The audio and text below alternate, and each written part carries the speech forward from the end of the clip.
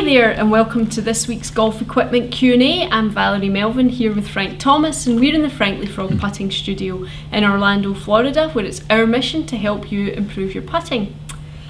This week we are having a little special feature on slow play.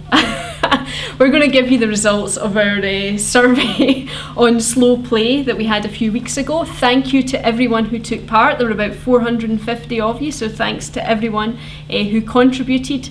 And Frank, would you like to get into some of the details? If you look at the text, you'll see the breakdown of the people involved. But when it came down to the crucial question about is slow play a problem, 94% believe it's a problem. I believe it's a problem, and I think a lot of people in the game, in trying to grow the game, recognize that this is a problem. So we need to attack, if we want to improve participation, slow play is one of the issues we need to resolve. So, and the comments were so good. I cannot thank you enough for making so many considerate comments. We asked for 50 words or less. People said that was not long enough. Some even went beyond it and did 250 words.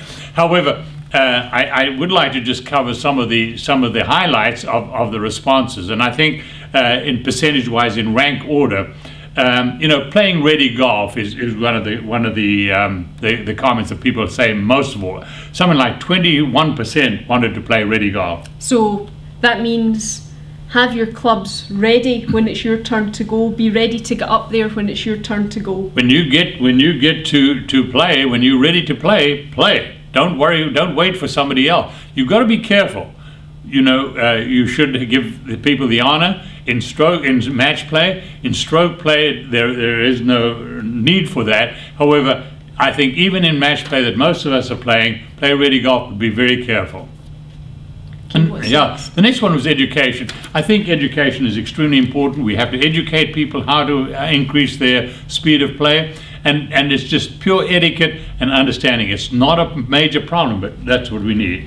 I remember when the first meeting I ever had of my little junior club when I was growing up in Scotland, the first thing I was told was, you take your bag, and when you get to the green, you put your bag beside the tee of the next hole you're going to play on, or at that side at least if the tee's a distance away, and that way you're not going to the other side of the green once you're finished out and trying to get to the tee. So simple things like that can really speed up play, right. And people have to understand that and be told about that. Right, and that applies even when you're driving a cart. And also there are various other little things that people have mentioned about cart, taking your clubs out at the right time, don't hang around.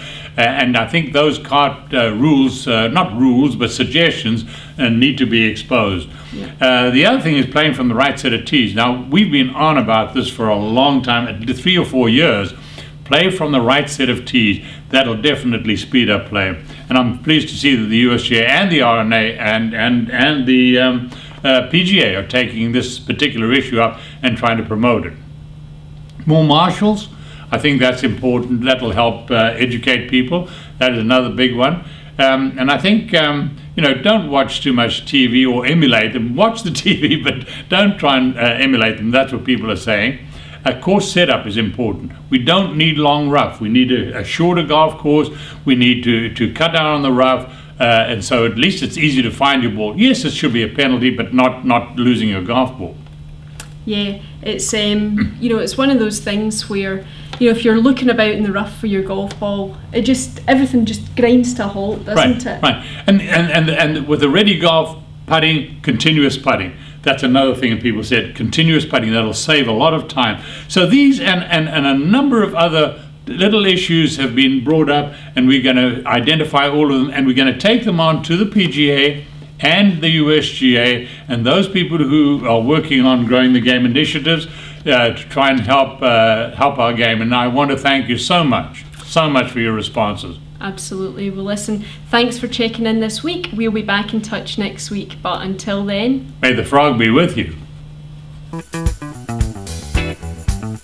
Ribbit, ribbit, ribbit.